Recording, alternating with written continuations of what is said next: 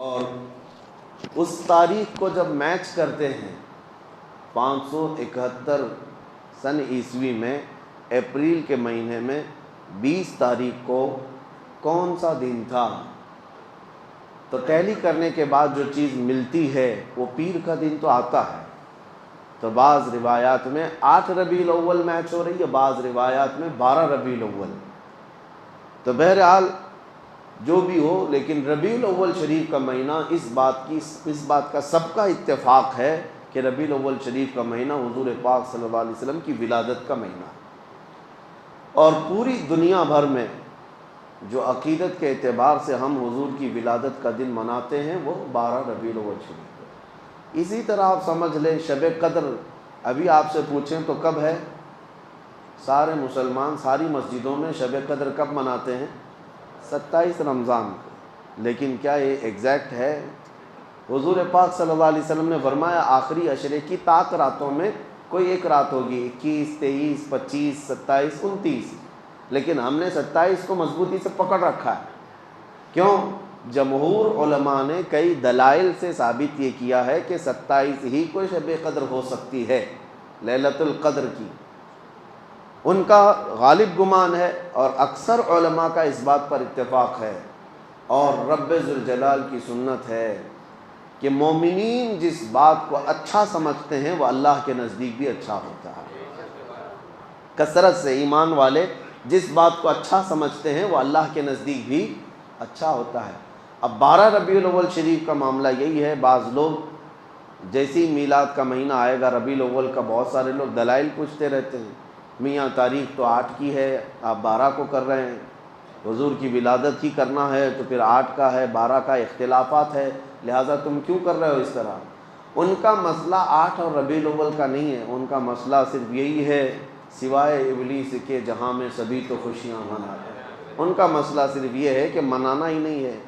آپ ان دلیل پوچھنے والوں سے صرف اتنا کہیں کہ ٹھیک ہے میاں ہم 12 کو کر رہے ہیں، آپ 8 کو کر لیں، دونوں قول پر جمع ہو جائے۔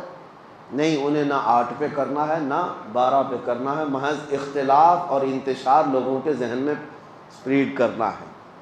بہرحال آپ کو ایک تاریخی روایت میں نے آپ سامنے رکھی، نبی پاک صلی اللہ علیہ وسلم کی ولادت پاک ربیع الاول شریف کے مہینے میں ہوئی، اور جمہور علماء یعنی اکثر امت کا اس بات پر اتفاق ہے کہ وہ 12 ربیع الاول شریف اور پیر کا دن تھا۔ اب آگے آئیں ولادت کے مختصر حالات۔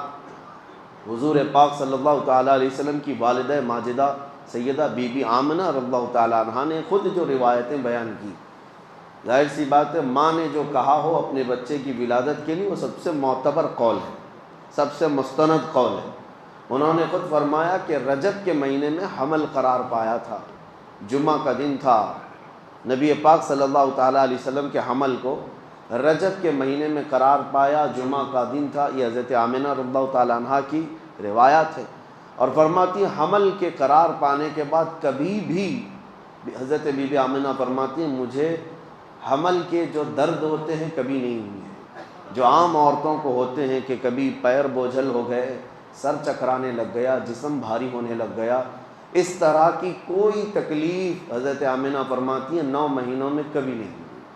اور پلس اس پر مزید یہ کہ ہر مہینے حضرت بی بی آمنہ کہتی ہیں خواب میں کوئی نہ کوئی نبی آتے اور مجھے بشارت دے کر جاتے، کبھی حضرت موسیٰ علیہ السلام تشریف لائے، کبھی ابراہیم علیہ السلام تشریف لائے، اور پھر یہاں تک کہ سفر کا مہینہ ہوا تو جبرائیل امین علیہ السلام کی آوازیں انہوں نے سنی کہ کہہ رہے تھے کہ اے فرشتوں صف بستہ کھڑے ہو جاؤ، اللہ کا محبوب آنے والا ہے۔ حضرت بی بی آمنہ فرماتی ربیع الاول شریف کا مہینہ ہوا تو میرے گھر پر ہمیشہ کچھ گنگنانے کی آوازیں آتی، یہ وہ حوران جنت تھیں جو حضور پاک صلی اللہ علیہ وسلم کی آمد پر خوشیاں منا رہی تھیں۔ اور پھر حضرت بی بی آمنہ رضی اللہ تعالیٰ عنہ فرماتی ہیں ولادت کا دن تھا، یعنی 12 ربیع الاول شریف، اس سے ایک دن پہلے وہ کہتی ہیں اچانک میری پیشانی میں ایک درد سا ہوا، یعنی ایک جھٹکا سا ہوا، اور پھر ایک نور ظاہر ہوا، ایک روشنی نکلی، اور وہ روشنی اتنی تیز آگے بڑھتی گئی۔ حضرت آمنہ فرماتی میں مکہ میں بیٹھ کر کے ملک شام کے محلات دیکھ رہی تھی، عراق میں شہر بصرہ کو میں دیکھ رہی تھی، مکہ سے ملک شام اور بصرہ کوئی 100-200 کلومیٹر بھی نہیں، ہزاروں کلومیٹر دور ہے، اور حضرت آمنہ فرماتی ہے میں وہاں تک کے حالات کو اپنی آنکھوں سے مکہ میں بیٹھ کر دیکھ رہی تھی۔ تو حضور پاک صلی اللہ علیہ وسلم کی ولادت یہ عام ولادت نہیں تھی۔ اور پھر فرماتی ہیں کہ جب رات کا وقت گزرا اور صبح صادق سے پہلے میرے گھر میں 3 عورتیں آئیں اچانک۔ میں گھبرائی کہ مکہ کا محلہ اس وقت سنسان تھا، میرے گھر میں 3 عورتیں آئیں۔ میں نے ان سے پوچھا کہ آپ کون ہو؟ تو ان میں سے ایک خاتون نے کہا میں بی بی آسیہ ہوں، اور ایک نے کہا میں بی بی مریم ہوں، اور ایک نے کہا میں حوا ہوں۔ یہ 3 مقدس مائیں پوری کائنات کی جو سب سے زیادہ پاکیزہ خواتین میں شمار کی جاتی ہیں، اور وہ بشارت دیتی ہوئی آئیں کہ ہم تمہارے بیٹے کی دایا بن کر کے آئیں۔ پھر نبی پاک صلی اللہ تعالیٰ علیہ وسلم کی ولادت پاک ہوئی۔ حضرت بی بی آمنہ فرماتی ہیں اچانک کمرے میں ایک تیز روشنی بجلی جیسی چمکی، اور پھر حضور پاک صلی اللہ تعالیٰ علیہ وسلم ظاہر ہوئے، اور اس حالت میں ظاہر ہوئے کہ غسل دیے ہوئے تھے۔ کوئی دنیا میں بچہ اس طرح نہیں آتا، لیکن حضور پاک صلی اللہ علیہ وسلم غسل دیے ہوئے تھے، اور کسی نے حضور پاک کے جسم کو نہیں دیکھا۔ حضرت بی بی آمنہ فرماتی ہیں وہ سجدے کے عالم میں تھے، اور تیز خوشبو پورے کمرے میں مہک رہی تھی۔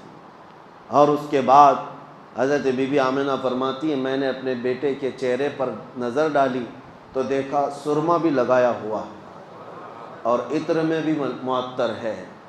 اور اچانک پھر 3 لوگ میرے گھر کے اندر داخل ہوئے۔ آتے ہی میں ان کو نہیں پہچانتی تھی، وہ 3 اللہ کے فرشتے تھے۔ انہوں نے حضور پاک صلی اللہ علیہ وسلم کو اٹھایا، اور ایک بہت بڑی تشت، ایک بہت بڑی تھال وہ اپنے ساتھ لائے تھے۔ اس تشت پر، اس تھال پر حضور پاک صلی اللہ علیہ وسلم کو رکھا۔ ریشم کے کپڑے سے حضور پاک صلی اللہ تعالیٰ علیہ وسلم کو ملبوس کی، یعنی ایک نرم ملائم کپڑے سے حضور پاک صلی اللہ تعالیٰ علیہ وسلم کو ملبوس کیا، اور پھر جو ان کے ہاتھ میں تشت تھا اس سے نبی پاک صلی اللہ تعالیٰ علیہ وسلم پر انہوں نے پانی بہایا۔ پھر اچانک وہ غائب ہو گئے۔ کمرے کے اندر نہ حضرت بی بی آمنہ کہتی ہے نہ میرا بیٹا ہے نہ وہ 3 لوگ ہیں۔ میں گھبرا گئی کہ اچانک یہ کیا ہو رہا ہے، اور یہ کون لوگ ہیں جو میرے بیٹے کو، میرے لال کو لے کر چلے گئے۔